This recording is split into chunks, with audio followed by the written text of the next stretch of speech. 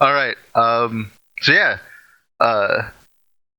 Plutocracy's opinion is the first one that needs to go out because of the age, the era of which he played at. Back in my day. Thanks for making me feel really old about it. Wait, hold on. No, like, Plutocracy, you played in... Did you play in beta? I did. Yeah, so everyone here played in beta. Cold Fusion is obviously here. Plutocracy is obviously speaking, and I'm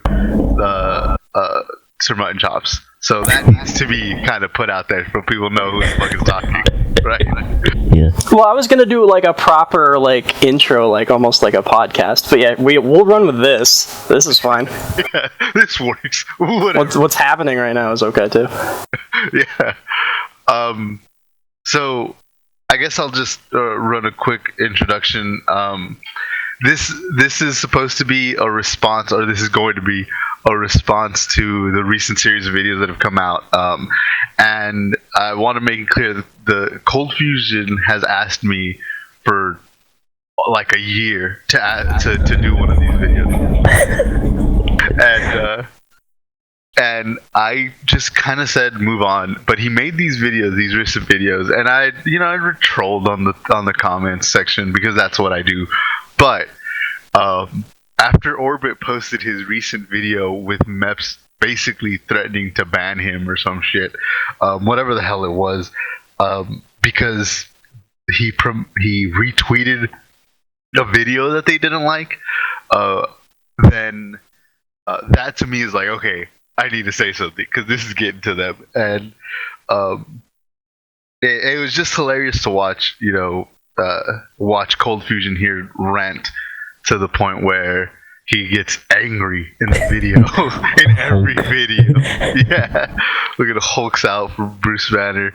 But, and to listen to Obsidian Chill read off whatever the hell he was looking at, because you could tell he was reading, like, those pre-prepared words right there.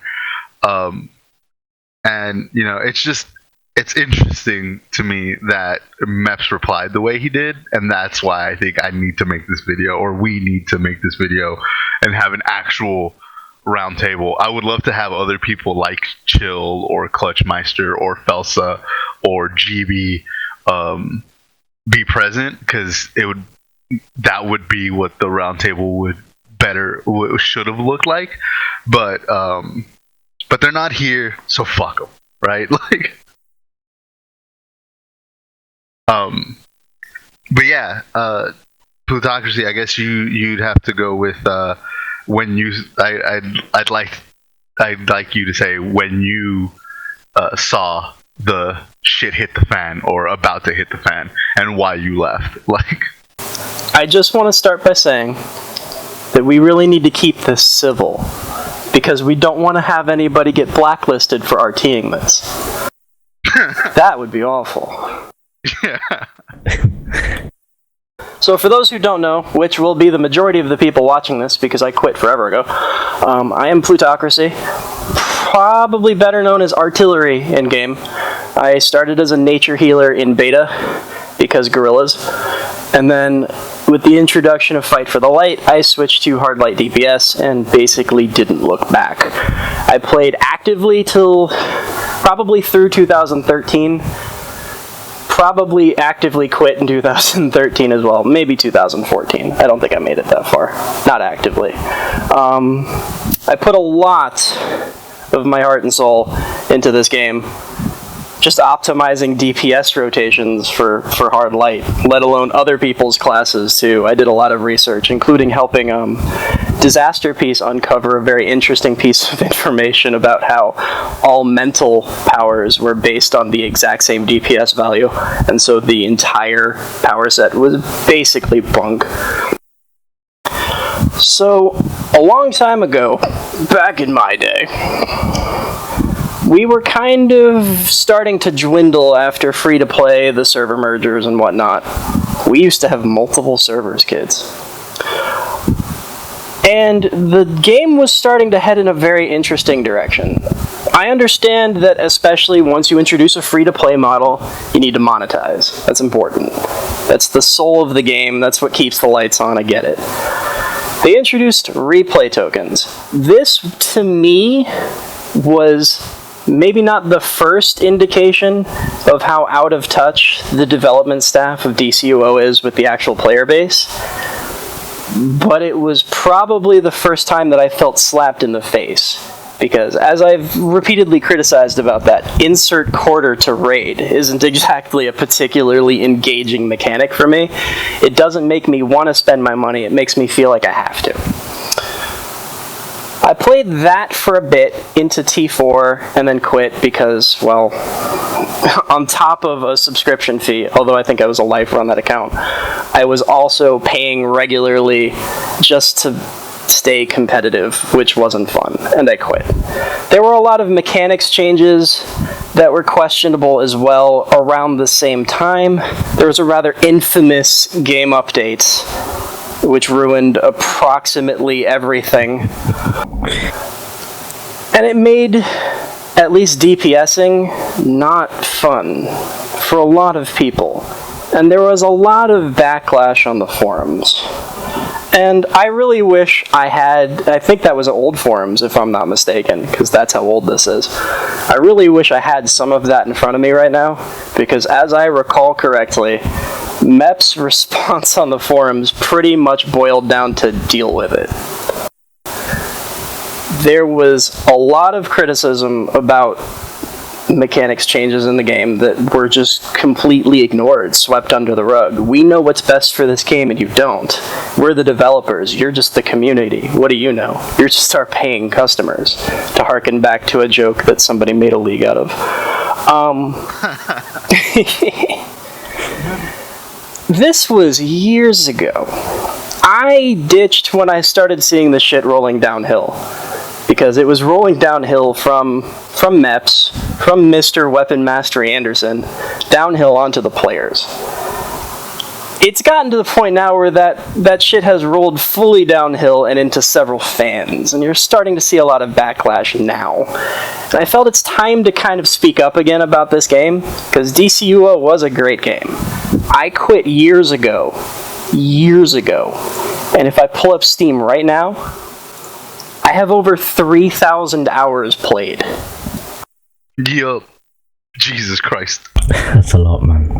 And I haven't played this year. I haven't played in 2015. And I've only launched the game in 2014 for the purposes of trolling LFG chat.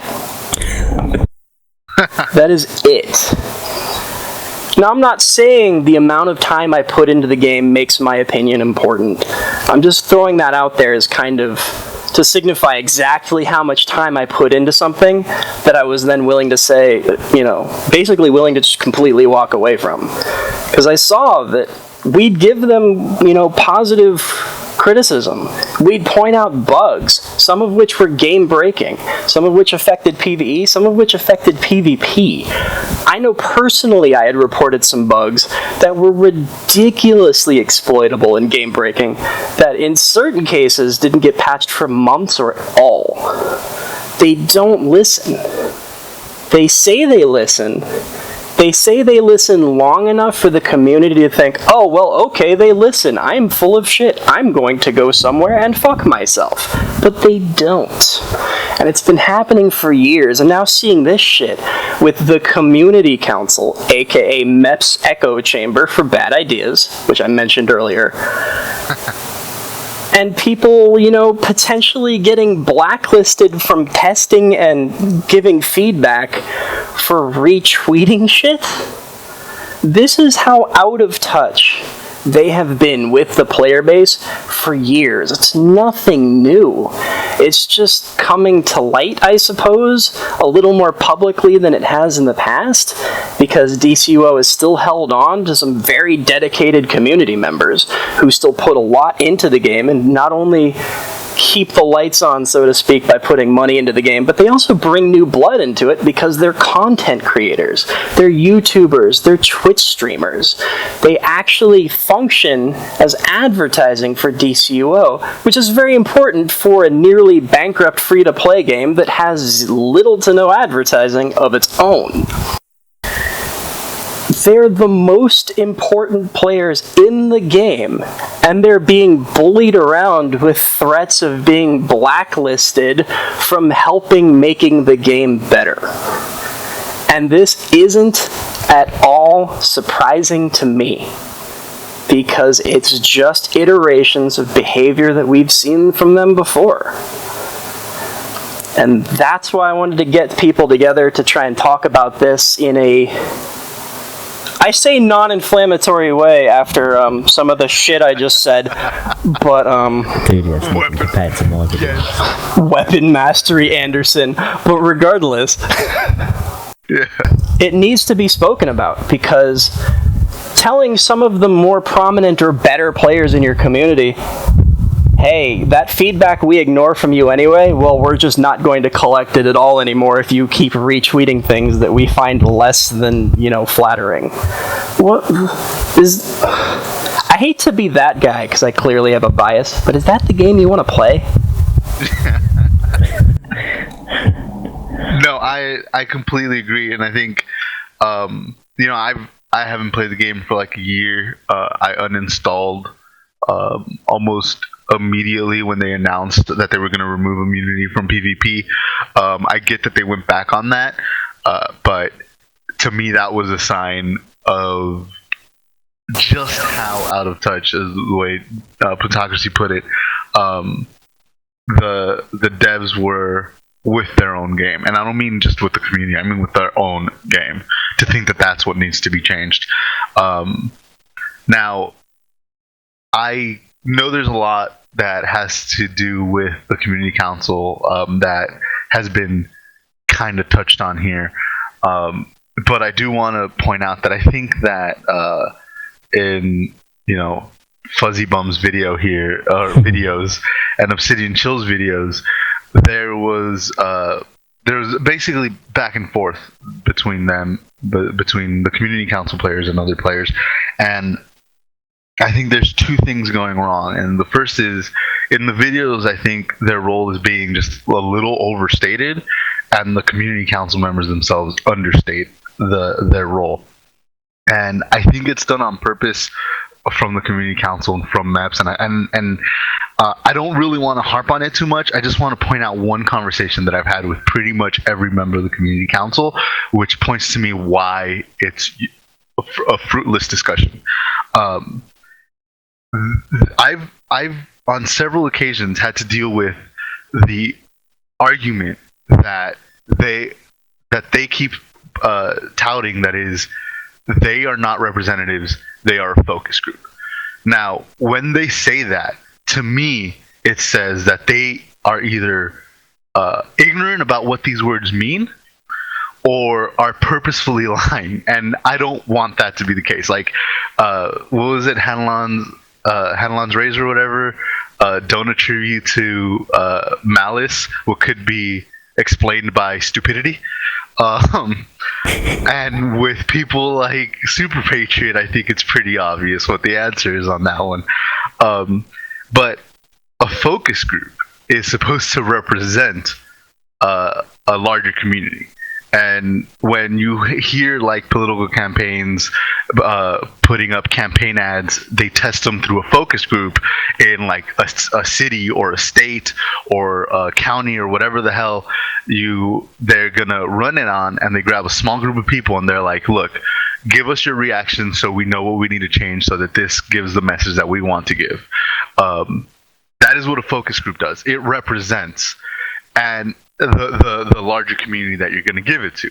So when they make the distinction that they don't represent the community, it's them being ignorant about what they're actually talking about. And I think what they're trying to do is differentiate between advocating for the community and representing them, and they don't know that yet. Like, they're kind of dumb about that. And that's where it triggers to me that these people have no idea what they're talking about. How can I, like, they barely know the words they're using. How can I expect them to know much about the game, right? Because, like, if you go out to the middle of the ocean and you just start pulling turtles out of the water, those turtles will represent the general population of species of turtles, but they're not going to advocate for their species of turtles. That's what the focus group is supposed to do. They don't have to talk for all of us, but they have to represent us. And instead, they just represent a group of people that MEPS is like, these are my friends. These people treat us nice on the forums. So we're going to get them to be here. And I know I said I didn't want to harp on it for long, so I'm just going to leave it at, as long as they keep saying that they're a focus group, then they need to spread out to representing the rest of the community. And if they don't, then they need to admit that they're not a focus group. They're just a group of friends that are being treated better by the devs, and they're being given advantages. And in any other field, if this was done in government, if this was done in business, if this was done at a fucking school where the fucking person at the top, whatever of a program, picked his friends to run the campus, it would be called corruption. Like, that's just plain true. It's just a bunch of sycophants, and I'm tired of that shit. Now, I do want to point out that a lot of the things that the devs introduced, when I saw things hitting the fan, were good ideas that came out wrong. That were implemented incorrectly, I guess is the word that I want to use. Because I remember when they first talked about some of these changes that they were going to make to the game, and thinking, oh, this is kind of a good idea. Like, for example, stat clamping, the original thing that they spoke about before stat flattening became a thing. I was totally in favor of having stat flattening or stat clamping the way they originally touted it, not applied to everything. It was optional, and there was a change in your rewards or how you queued in and who could queue in based on the stats or whatever of the CR of your character. And I was like, this is kind of a good idea. But then they introduced stat clamping, and I was like, this is fucking terrible. Why is this a thing? And what really bothered me from that, with that, is that their response was, when there was outcry, was like, oh, well, everything we said about stat clamping doesn't apply because this is stat flattening. And it's like, but you guys never spoke about stat flattening. This isn't the update that you guys told us about. This is a completely different update than you guys promised. So what the hell? We wanted the old method, and they're like, yeah, but we promised you those things. But because this is something different, we don't have to give you anything. Yes, you do. We're the fucking customers. Like, the game is for us to enjoy, not for you. Like, that's one of the things that really blew my mind, and the fact that I put up with that for as long as I did, in retrospect, is ridiculous. But there were just different changes, like when they changed operations. That was probably the first time that I felt that the game was really going in a negative direction. They put up operations in instances, and I'm like, this takes away everything that an operation is. And then when they nerfed T5, I remember being on the forums and saying, like, look, you don't need to nerf T5. Make novice versions of the raid. Or if you're gonna nerf T5, make another version of the raids that is harder, that is the original version. Please don't get rid of T5 altogether. You've already implemented novice versions. Just do that again. That would solve all your problems. It would help people learn the mechanics, blah blah blah. I went on this tirade about that.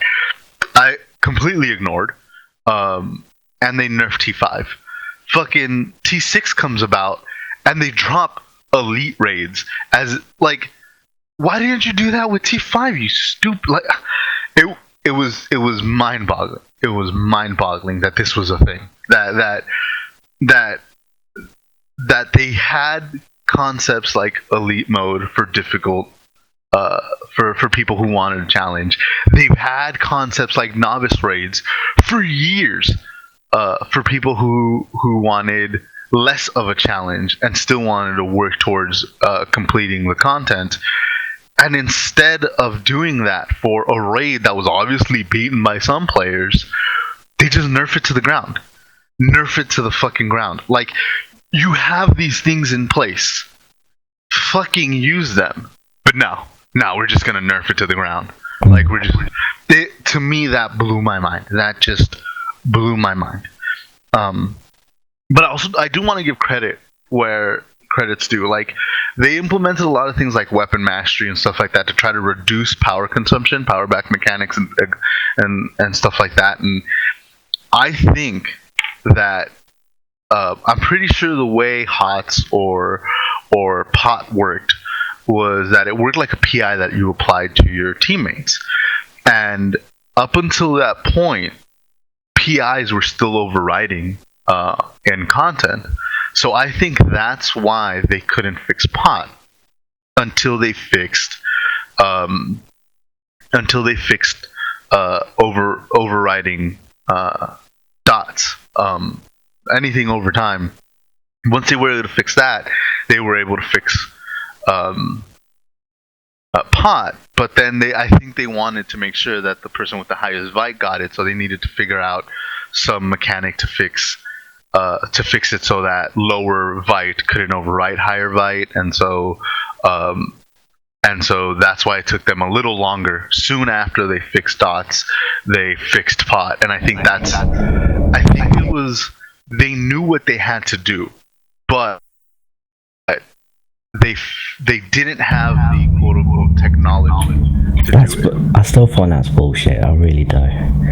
Shut up.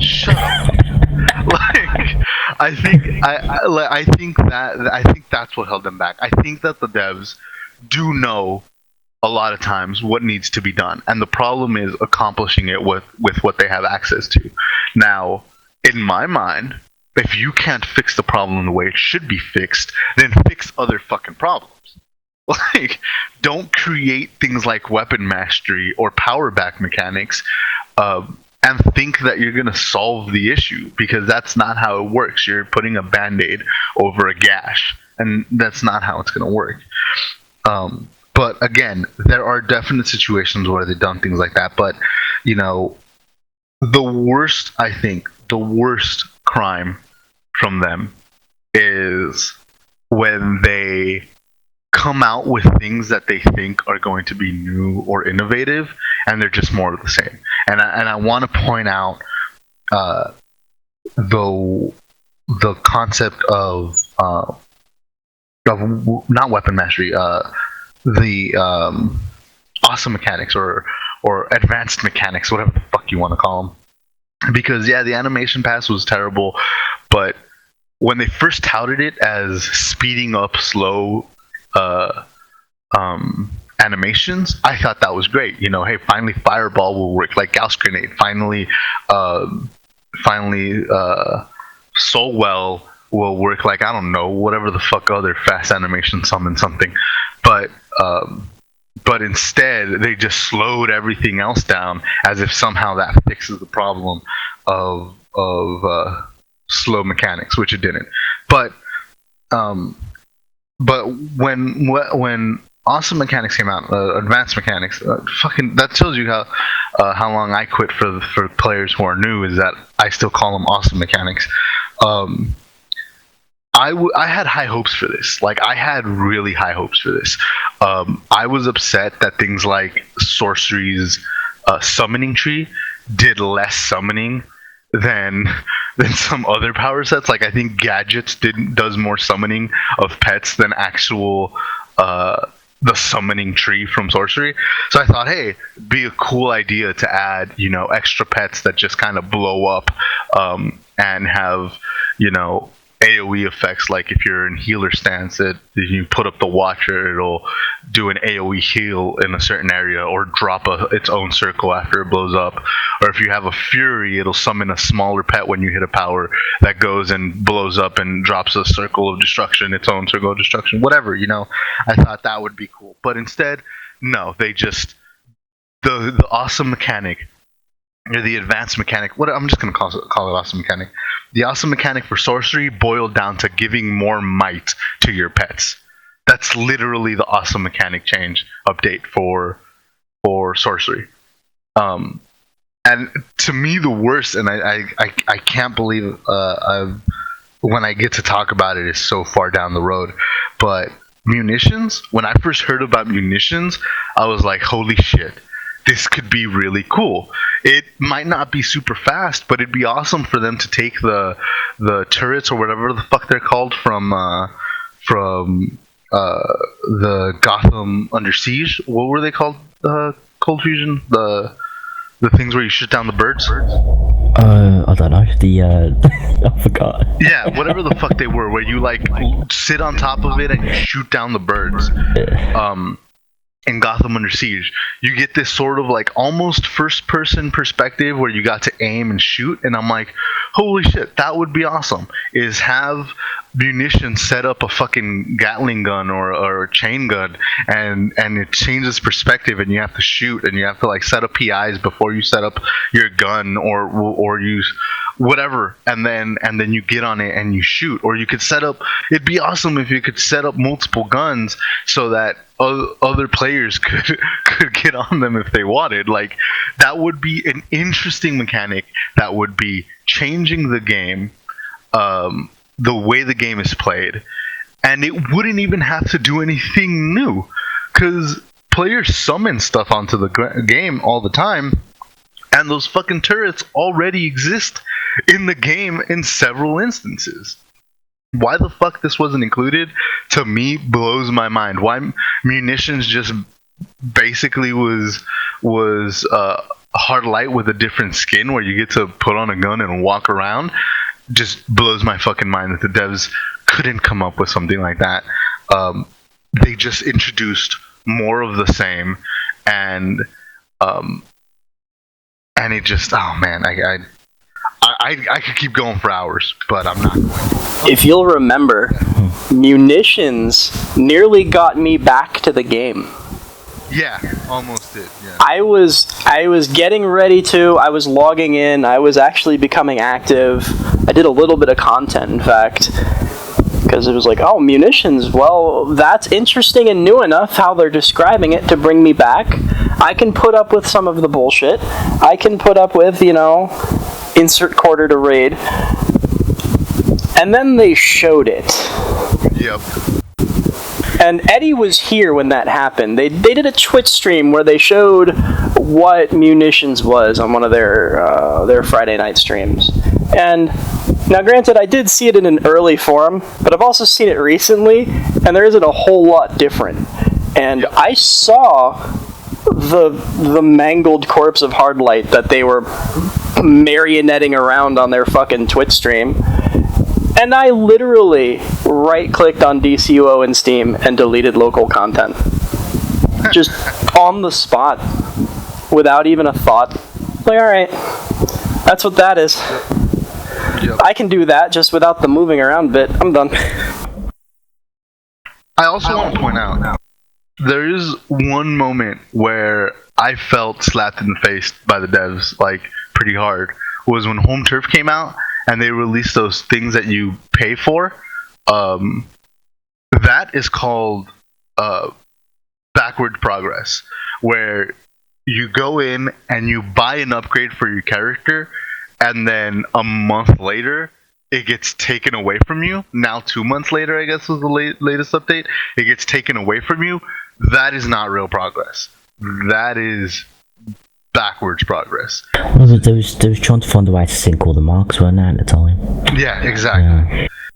And it was a slap in the face to the players. It was a slap in the face to the players. To anyone who paid attention to what it actually was, it was progress that you didn't get to keep. Yep. They could have easily solved that problem. Honestly, a couple people, I'm not going to name names, but a couple people villain side may have been really upset for approximately an hour, but if they had just converted marks to dollars and been done with it. Literally. Well, obviously I'm not saying a lot because I've said everything in about 4 videos. I mean, I think it's really important that people need to understand that the people from the past and the people at the present give their view on this, because we seen all this coming. We denied it because we love the game, but now everything's just starting to steamroll. Everything's just starting to get worse and worse and worse. This is clearly obvious. I think what did it for me was I was watching a stream, and which is the new episode 19, and they showed something. It was Ra's al Ghul's back, right? And they said this is a new edition, right? Ra's al Ghul's back has been in the game for 5 years, right? Yeah. And they're palming this off like it's something brand new. The Ra's al Ghul back that's been in the game for 5 years is bugged. It's never been fixed, and they're palming this off like it's something brand new. And that, I think that was it. That just pushed me over the edge, because it just shows how lazy they've become. You know, the lack of direction, the lack of creativity. It just they're trying to rehash everything to make it look new, and it's looking horrible. You know what I mean? And all these people in the Twitch stream, yeah, they were going, "Oh my god, that's amazing, that's fantastic, that's brilliant," and these idiots didn't even realise this thing had been in the game forever. You know what I mean? And and that on top of everything else that's been happening, I mean, what I've talked about in the other videos, it's just gotten worse. If we just take a step back to the community council, I'm not gonna go on about it because we've talked about it, you've talked about it, and Blue's talked about it a lot. But I think what bugs me about the community council is very simple: is that they don't take the opinions of the community. You know, they are there to support the community. They're there to pass on the ideas to the devs because they've got that direct line. And you don't see this at all. You see Super Page having his opinion, Trex is laid back, Brittany likes to play the game, which is fair enough, but I don't see a reach out to the community to say, okay guys, seriously, what could we do for you? How can we put all these ideas to the devs? But if they're a focus group, they're obviously giving their own opinions based on what they see rather than taking it from the community. Yes. That's it. And that's my problem, really. That's my problem with it. So I don't really have a lot to say, other than I can contribute as much as I can towards you two. Well, I think that goes back to my point. You know, they call themselves a focus group, which means they're supposed to be able to give the ideas of the general population, but they then claim that they're not representatives. That way, MEPs can say, oh, this is a bunch of people that have this opinion, but none of them are my friends, so I don't have to include them because we're not supposed to represent the community. That's why they make that point. That's why they say they're not representatives, so that they can turn down opinions that they don't like, even though the whole point of a focus group is to represent a larger whole. Yeah, but the skill divide between them is so big. So, for example, none of them can actually say, "Oh, I'm at the top end of this game and I know this role very well," or "I know this power very well." They've got a few people on there that are casual players at best, and that's all. So I think their opinions cannot justify the top end of the community that really know how to play this game, if you know what I mean. Yeah, no, and I don't want to downplay Brittany, because Brittany is not a bad player. Yeah, yeah, and I remember when the elite mode, before the nerf, Loot almost finished it, and then when the game was released and USPC stayed down, it was it was bullshit for us because we were ready to get back in there, but USP never came up, so everyone went off and did their own thing.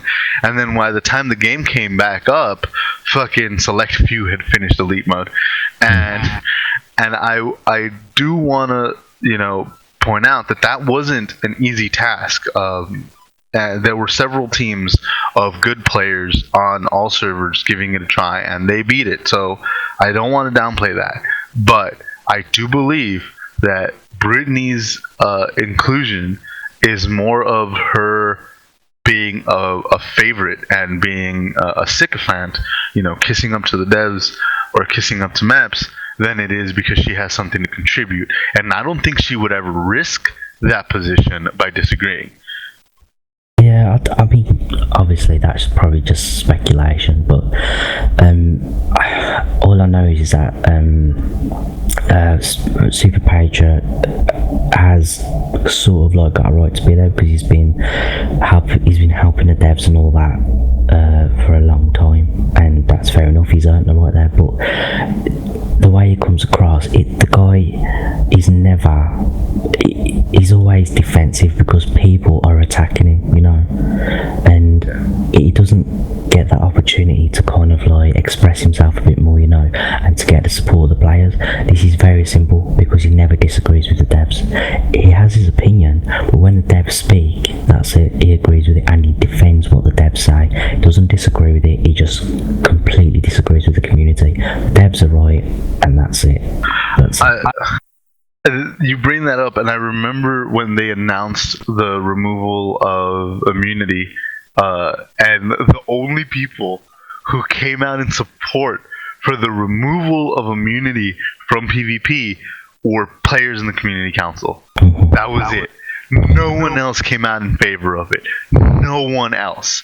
And the fact that right there is overwhelmingly a one-sided conversation shows you where the line is drawn, where essentially it's like, well, the devs have announced this and people are yelling at them, so we need to go defend the devs so that they see us and put us more on their good side. And I don't think a lot of this is conscious.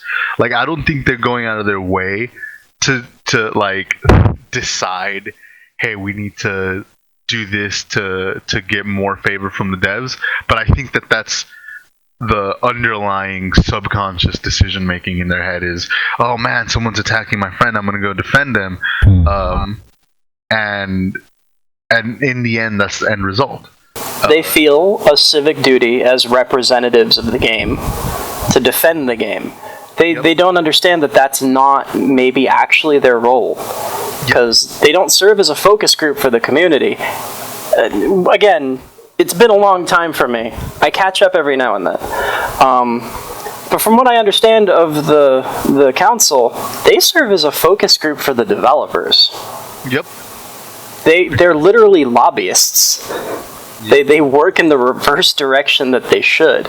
And like you said, Hanlon's razor. I'm not going to attribute it to malice. I'm not going to attribute it to stupidity either, because I've seen council posts. They can at least type.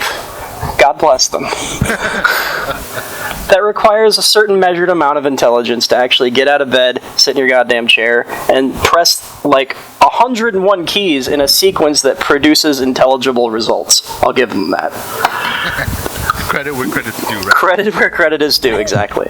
In all seriousness, no, I don't think any of them are stupid. Some of them are casual. Some of them are close. But they don't use their position to represent the players. They're using their position to represent the developers. For anybody familiar with EVE Online, they have a very similar concept. They've done the Council of Stellar Management for fucking eons now. I think they're on CSM 11 now. And this is basically the same deal, except with the CSM, and I think this is the really important distinction between the CSM and the Community Council for DCUO. The CSM have to actually, like you were saying earlier, they have to politically campaign on the forums because they're elected by the player base. And that's much, much more representative at that point. Now, EVE has all kinds of like metagaming going on, and people buy votes and whatever the fuck. And also, the CSM isn't immune from some of the issues we're seeing here, where sometimes all they can really do is serve as a focus group for the developers and tell the player base, no, this is what you really want because this is what the developers are doing. But at least in EVE, they're smart enough to be winking and like crossing their fingers behind their back and blinking the Morse code for torture while they're saying this shit. And I think, especially with MEPS basically getting outed, it was MEPS, right, who threatened to blacklist? Yeah. What was it, Orbit? Yeah. I think now that that's out, that's a thing that they'll do.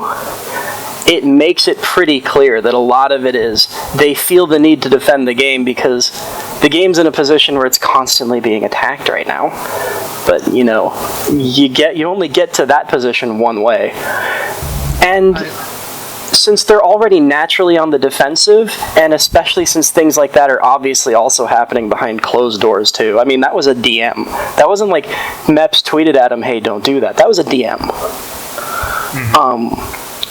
Now that we know that that's the level that they'll go to suppress criticism, there's probably a lot of, hey, we're doing this in the next game update, and you're going to tell the players they want that, or things are going to happen. Wink, wink. Yeah, definitely. And I do want to point out, because it's important that this be brought up, now that we're going to talk about that in particular, that kind of behavior. When the PvP changes were coming, right before then, there was a thread started by the Vengeance about the changes that should be done, or at least the state of PvP in general. And players posted stuff on there. MEPS suspended some of the players from posting on the forums, and then ended and locked the thread, saying that players that they've tried to reach out and the players weren't cooperative, the top end players. And he was essentially talking about people like Clutchmeister and stuff. And while everyone has thus far, you know, said that people like Clutchmeister, people like Obsidian Chill have been difficult to work with because of their egos, those players posted screenshots of their conversations with MEPS, and Clutch was totally willing to talk. So was the Inquirer and Shaw, and they said, "Look, we just want to make sure that this is a line to discuss with you guys the problems with PvP, and not just us to post our thread links and hope for the best. Like, we want to know what this actually is." To which the reply was, "Thanks, we'll look for other people to help us instead." So essentially, they weren't looking for feedback, and they weren't looking to have a discussion with the players. They were just giving a gesture to people, hoping that the people would be like, don't worry about it, it's cool. Or at least they wouldn't push to actually discuss with them, and so they could just ignore it. Essentially, that's what they wanted. That's what they were looking for. And these screenshots were posted. I've downloaded them just to make sure. I don't know where the fuck they are anymore because I've, reworked my computer and stuff. But I know they're out there. The screenshots are out there, and I can probably still get them. Where these conversations were had, and that's the reply that we're getting. So Plutocracy's right. For years, there's been this facade of attempting to work with the players, and good players giving their feedback, and then people in the position of MEPS saying, "Nah, go fuck yourself," and then lying to the community and saying, "We've tried to work with your top end players, and they're not working with us," which again is all bullshit. Because the screenshots prove what actually happened. So to see this all come out, I think needs to be really spread and said to the player base, because that is just them, putting another nail in the coffin. And Plutocracy said it. The game was once a great game, and for a lot of us, even though I go on the comment section of your videos and tell you guys to get over it, like I understand. For a lot of us, logging back into the game means getting recognized, means people being like, "Holy shit, dude! I haven't seen you on in ages," or just new players. I have screenshots on my Facebook page, on my private Facebook page, of players. Fuck you, all right.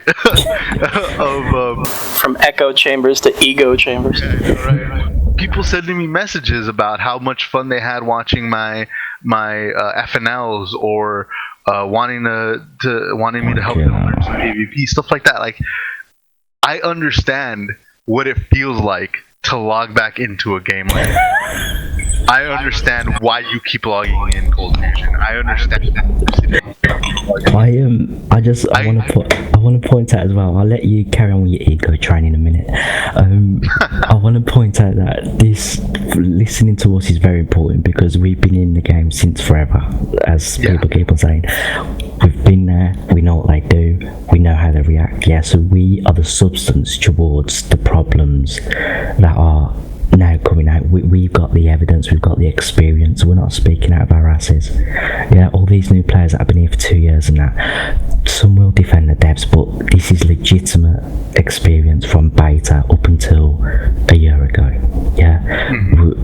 We've seen all this coming and all that. So what we're saying here is not fabricated, it's not bullshit, right? It's all true.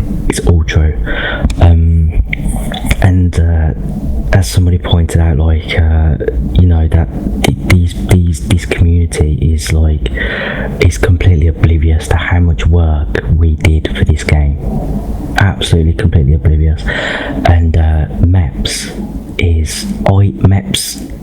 is the cause of so many problems. I think he's a problem incarnate. He's a big problem for this community, because whether it's him, whether it's the dev team that are just saying, nope, I don't want to listen to that, right? Or they're putting out feelers and hoping just one vet says that's amazing, and then they'll link onto that vet and then they can promote it. You know what I'm on about? But all the community, all the good players realise one thing: there's a difference between the way the devs play and the way the top end gamers play. It's very simple. As the hard light thing happened with Jens and Obsidian Chill, there's a clear difference between playing, for players, and they don't understand this. There's going to be so many different opinions, so many different playing styles, right? And they are literally pushing this away, and they're not listening to these people, right? These people can make the game better, but they've got one direction, and that's their way, nothing else. That's it. Anyway, carry on with your ego. Well, the saying is, like, I know why you guys keep logging in. I don't log in anymore. I don't give a shit. Like, I honestly couldn't care less about what people think about me, which is why I acted the way I did in the game. My whole tenure of the game, just literally going around pissing people off. But I understand why you guys don't want to let that go. You guys have dedicated so much time and built up, even if it's another persona, you've built up a life around the game online. Like, your real life is obviously going to be separate from that, but there is still something there. Friendships that you've developed, relationships that have grown, people that you've met, and reputations that you've built. And I get why people want to keep logging in, but as far as I'm concerned, you guys need to leave.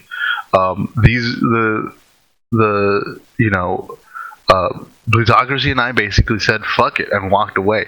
Sure, it took me like a year and a half longer to make the same decision, but I'm never logging into that game again. SirMuttonChops, as far as everyone else is concerned, is dead to DCUO. There is no SirMuttonChops. There never will be a SirMuttonChops. And countless teenage girls just tore posters from their walls.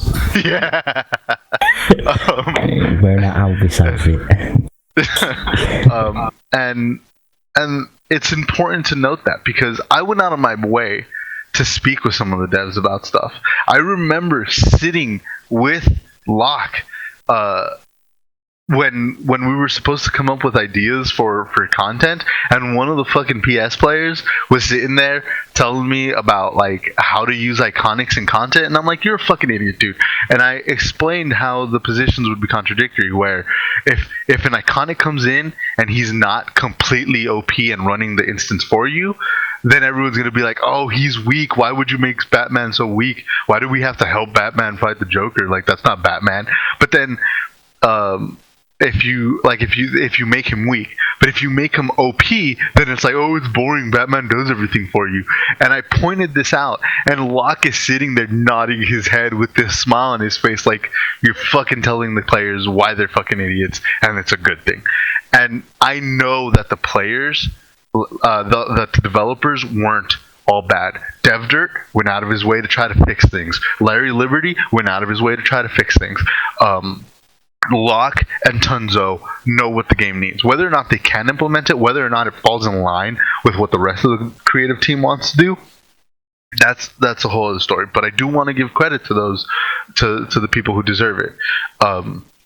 And like I said, a lot of times it comes down to what technology they have. They couldn't fix pot because they couldn't fix dots, even though they knew what they had to do. So they're not all, just assholes with okay, that's fair enough. Like, call me a bit naive on this bit, yeah, but okay, so they fix pot, they build bases, all because of new technology, right? Yeah. So they've implemented this on the PS3, okay? So are we sure that it wasn't technology, or they just didn't have the staff? I mean, as I stated in one of my videos, I mean, I don't know what these guys are doing. I mean, so on that subject though, if you'll recall, because we've been here long enough that this game has changed hands a time or two. When the current team got a hold of the game, now, I can't speak to whether or not this is true. I haven't sat here and tried to, reverse engineer the executable or anything, because fucking the target dummy was a lot more important to me. But as I understand, when they inherited the game, it was basically a shit ton of useless spaghetti code. And, very little documentation, and Lord knows why anything is where it is, and holy fuck, what is this? Oh my god. And because of the way Sony handled things, there wasn't a transition between the two teams. Again, allegedly. It's not like I was standing in the room when people got fired. But apparently it was very abrupt, and there wasn't a lot for them to go on, and they were redeveloping the game, basically from the ground up. So when they say things like pots and dots and hots overlapping, maybe we'll work on it, we don't know, sorry, here's some bases, by the way. I kind of get that. I kind of get that could have been a situation where they were kind of running down the source code alright, so if we do this, and this break, but then this starts working. Okay. We need to weigh this out. Is this worth it? We can fix power over time, guys, but the floor's not going to be solid anymore. Is that okay? Can we push that to a patch? Do you think QA would let that go to release? That's probably the situation they were in. Yeah. And SirMuttonChops, Eddie, makes a good point as well. As much as I've shit on, as I've put it, quote-unquote, the developers, I do want to go ahead and issue a clarification. I literally mean Meps and Spittle. Yeah. Literally mean Meps and Spittle. Be not confused about my malice or lack thereof towards any individual employee. Meps and Spittle. Ted blacklisting Stone and Yen's website. Ted blacklisting Stone. What do you guys think about Jens? I mean, fair enough, he's been the leader for 4 or 5 years and before he moved on. But don't you think sometimes he went a bit out of character and he was banning people? Do you think that was right, the way he was doing it on FNL? He had a very infamous little shit fit that I love to reference. There was actually I had attempted at one point in time, I'm just going to throw this out there, I attempted to make a DCUO 8chan image board. I know. And this was I was just playing with the system, to be totally honest. I made it DCUO themed because that was convenient. And one of the things I liked to reference the most, this is post Obsidian Chill's technical analysis of Jens's hard light DPS video. If you don't know what I'm talking about, it's probably still on his channel and it's glorious. So Jens is on the test server, and this was during FNL, right? Or no, this was on his private stream. He was just streaming on Spittle. And he's on the test server doing PvP with some people. Like, I don't remember what league it was. And Obsidian Chill was also playing at the time and queuing up. And Jens said something along the line, like, they warned Jens that Chill was playing, and he made an offhand comment about, like, I'm not playing with that guy or whatever. And they get into a match, and of course, Chill's on the opposing team, and Jens opens the dev console and kicks Chill from the game. I'm not sure if it was the game or the server, but regardless, he kicked him from at least the game. And I like to refer to this as GM PvP. And I don't think anything really signifies exactly how capable of taking criticism he is. And his response to this, and granted, this was a live stream. This was like a public live stream. It was his private-ish, like, I don't know how you want to term that, Twitch stream. It wasn't on SOE, was it? It was on Spittle, right? I'm throwing that out there. I want to confirm that. I don't think it was on the official SOE channel. It may have been. Either way, it was like a casual thing, but he's come to use Spittle as his representative name in DCUO, regardless. That's his identity on the forums, in the game, except when he's on Milkman, is it? So he's streaming as Spittle. He's kicking a player from the game just because, not because they're cheating or hacking or harassing or breaking any kind of terms of service. He's just kicking him. And he goes out of his way on stream to call Chill a douche. And I'm not, like, paraphrasing. I'm not mincing words. He called Chill a douche. It's not like, okay, you call me a douche, that's the end of the world. You call me a douche from a allegedly professional position of technical authority, since he, did GM PvP publicly? What? He was representing the game, the company, the development team. He was representing all of that. And he kicks a dude who's not doing anything from a PvP match and calls him a douche. And the best part is he didn't do it immediately. He waited until Chill killed him. Chill killed him. And while he's on the ground and someone's actually fucking turning the gear on him, which I thought was great, he opens the console and kicks Chill. And calls him a douche. It's like, you are a public figurehead of admittedly a kind of now obscure game, but with a dedicated community of thousands. And you're acting like this on a live stream? I want to point out that this man is now in charge of Daybreak. I don't know yet. Well, he's in charge of Daybreak completely now. He was already head of the game then, but yeah, he's now in charge of Daybreak. If you play any Daybreak game, not just DCUO, that's your guy. That's your new Smedley. Smedley was at least a cool asshole. Do you know why I think he might have got that position? Because he turned DCWO into a cash cow, didn't he? Replays, aesthetics, whatever. I think that he has got a lot of experience with that, and I think that's the way everything's going to turn. Planet Side 2, H1Z1, whatever. No. Here's the positive thing I'll say about Jens, and it's pretty indicative why he got the Daybreak position. If you'll harken back to, let's rewind this bitch, hit 88 miles per hour, and talk about the days, more like the weeks leading up to the release of Tier 3, the FOS raids, which were, sorry, but the last good content update. Bias much. Jens was newly made creative director, I believe, at that point, wasn't he? Yeah. He was newly promoted to something, and I think it may have been creative director. That was the first raid content that came out. Yeah. And he was, like, watching the videos and the streams and the previews they were doing and, like, reading his stuff on the forums, he was super enthusiastic. Oh yeah, I remember that. He loved his job. He loved developing content. You know what he was most excited for? That he teased the most about the FOS raids? Fucking crypto. So, yeah. He is a super nerd, first of all, for even knowing that there's a super dog. Because that was fucking news to me. But, like, he was so excited about it.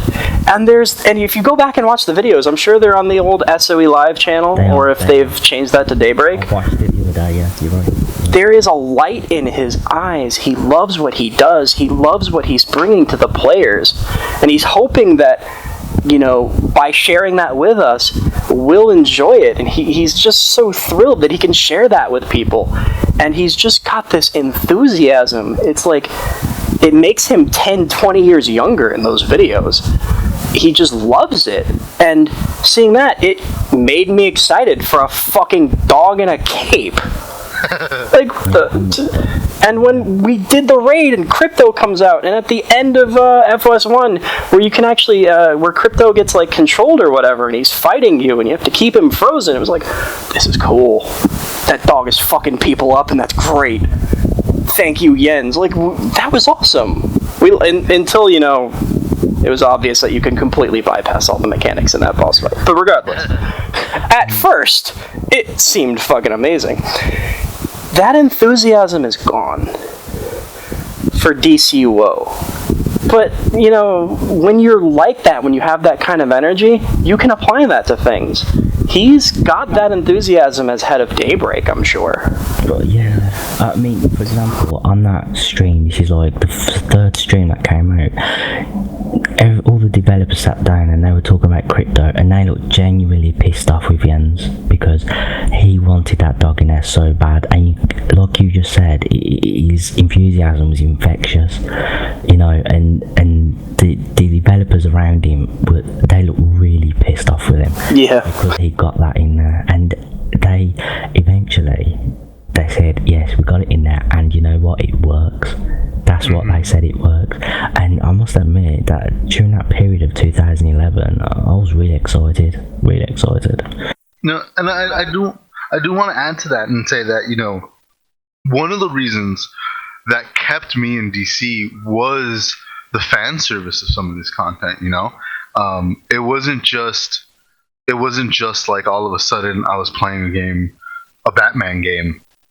I was playing a game in the DC universe, and fucking Crypto made an appearance. Like that like I knew about Crypto. I don't know what the fuck Plutocracy over here was fucking running his mouth about. I don't know what Crypto is, but like to me it was like those little things that were like, that's fucking important. Like, that to me was meaningful as a fan of the comic books growing up with the characters in my life.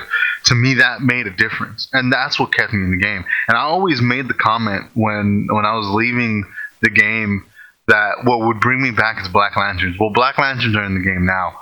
I couldn't fucking care less. I quit before. I knew they were coming, and I never went back. I don't care much for it. I don't care much for any of it. And I feel bad. I think you said this, Fuzzy Bum, Um, Okay. I feel bad for Nerd of Prey because she's a super nerdy person. She's chill and down to earth, and she could probably do awesome things if she was working from the ground up with the game. But that game was rushed in December of 2010 when we were in beta. They said, "Hey, remember when we had that 6 month wait period and it would come out in the middle of the year in the summer? It's actually going to come out in January, a couple of weeks from now." And it was like, "What the fuck? The game isn't ready. The game isn't done." And they're like, "Yeah, but that's what Sony wants to do. So check it out." And so instead of having the time to polish the game, clean up the content, they released it with a bunch of spaghetti code, and that's what made it difficult from that point on. And even to this day, they still can't unlock. They can't unbottle the game. That's it. Unbottle fucking cities. And there's still bugs in the game that I used to exploit back in the first show of the game. There's still bugs in the game, man. Exactly. That's how bad it is.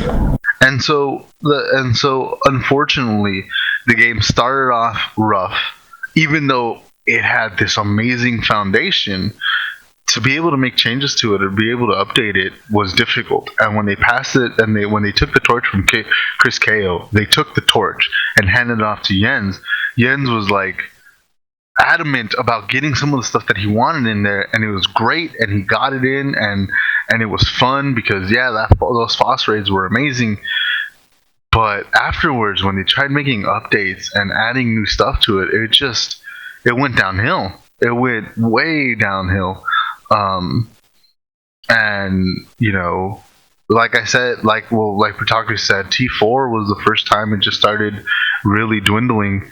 And I noticed it. Everyone else noticed it. I just put up with it because I tried to roll with the punches.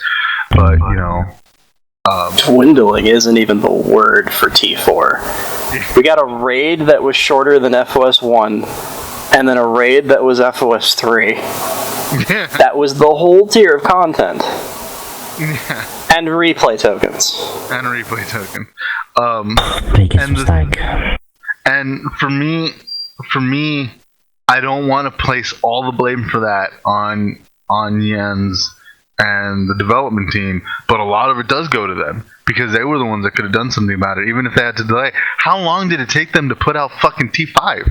Or from T5 to T6? How fucking long was the time between Origin Crisis and fucking Sons of Trigon? Like, which one step backwards, by the way? And that's just PvE. Let's not even talk about the amount of time between PvP tiers, because I'm pretty sure some of them have a year between them. Yep. More so. Hands of Fate and Origin Crisis, it was 9 months before they released that raid. It was between them two. PvE, yeah. 9 months. It was between them two. We were on the edge of Vengeance and Black Dawn. We were just doing it so much. It was ridiculous. And so that Origin Crisis, because they took it so long to development, Origin Crisis is still the best DLC. Still the best DLC. They took time, they made it right. A few bugs needed to be ironed out, but that was fine. Obviously, as somebody said earlier, they nerfed it to hell and it went to shit. Yeah. Well, I mean, that's pretty much, but like I said, I want to give credit where credit's due, and I did. The CC is just a bunch of idiots, even if Plutocracy doesn't completely agree with me. I still stand by the fact that if they can't tell the difference between if they keep trying to draw a line between focus group and representative, then they don't even know the English language well. Just saying, there's a lot of keys on the keyboard. Yeah. And some of them don't even do anything. Yeah. But that's, I try to do my best to give credit where credit's due. And I don't believe that the CC was ever meant to be, let's put all of our opinions of the best players up there, even though that was originally what it was pitched as. But Meps and Spittle, or Meps specifically, used the caveat of active on the forums, and he took people on advice of Christiana, who at the time when the community council was made was fairly active, still kept his fire guide up to date, and Soar, who as well did a lot of guides and was active, and he took away the requirements of knowledge and skill, and just focused on that little caveat of active on the forums, and picked his friends like Super Patriot and people who wouldn't shut up, and put them on the community council. And that's when it started going, and that's when it stopped being what it was originally promoted as to the devs themselves. I was there. We were sitting there. Christiana and I were sitting there talking to Locke about this, and Spittle about a community council. And we had the caveats, various caveats, including active on the forums, guides and updates, people who were continuously doing stuff for the community that were recognizable as people who contributed to the progress of the game. And MEPS decided, or whoever put that group together, decided to focus on that the person was just active on the forums, period. And as long as they were nice, they got into the community council, and that is what took it downhill. God, we've been speaking about it for ages now, but I'll pose a question to both of you. How long do you think the game's going to last? 2016 is a massive year. Do you think it's going to last beyond a couple of years, or?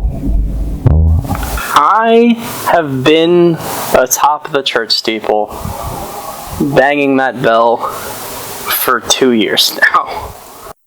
I have been sounding the death knell for DCUO for a while. Granted, I've been wrong. It's still there, amazingly.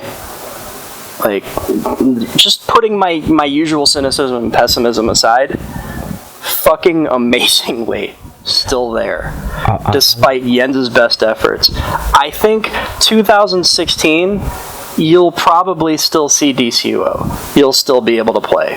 I think it's 2017 that the effects of the 2016 release schedule, as well as it being well over a year from now with all the bullshit that's currently happening, and giving, 12, 14 months for yet new bullshit to occur, because it will. I say 2017. Okay, I think I might have a good answer for that. What was you going to say, Mutton? I have been in the game, or I was part of the game long enough to see the sky is falling when January date was announced for release. The sky was falling when free-to-play was announced for October or November of that year, some shit like that. The sky was falling when replay badges were introduced. The sky was falling when T5 was nerfed. I've been there long enough to see that the sky is falling over and over and over again. I think that the DC has one fortunate thing to hold on to, and that it has a recognizable name. Not in the gaming community, but in the general population. DC Universe Online is something that people of every generation will at some point look into. DC video game, and they will find DC Universe. Whether or not the game will be populated, whether or not it will be sustainable, I'm not sure. But will it go down? I can't say. I don't. Champions Online is still around. Well, when the sky's been falling for 5 years, when are they going to run out of sky? When do you think? My look at it is, it's based on variety, right? This is coming from the PC side, so people have a choice on the PC side. They've got a plethora of MMOs, right? They've got so many choices. The PS4 is catching up, right? DCO had its golden period on the PS3. Lagging, bugs, whatever. But the fact is, there was an MMO on the PS3. Now it's took the big step onto the PS4. And now, as time's gone on, there's been more variety. Elder Scrolls Online, Destiny. And 2016 there's just going to be even more. There's going to be even more variety. I don't think DCO is going to die anytime soon, but I believe they're going to have a massive influx of players and I think that's because people have got a better choice of variety like we have on the PC with MMOs. I think people are just going to leave, the player base is going to be very small, and their population is going to be nothing. That's it. I'm not saying it's going to die, but I said in one of my videos, as soon as that contract ends, because they renewed the contract this year, didn't they? January. As soon as that contract ends in a couple of years, I believe that's when it's going to die. So 2017 is more likely, yeah. Totally agree. So there we go. We're calling it Time of Death 2017. Come back in 2 years and yell at us in the comments. About how right we fucking were. That's all that's left. That's it. There's nothing else to say. We've covered virtually everything. Yeah, I think the most important takeaway here, by far, we've been talking for well over an hour, I think an hour and a half now. The most important takeaway is that any analogy that involves kidnapping sea turtles from the fucking ocean just has to be true.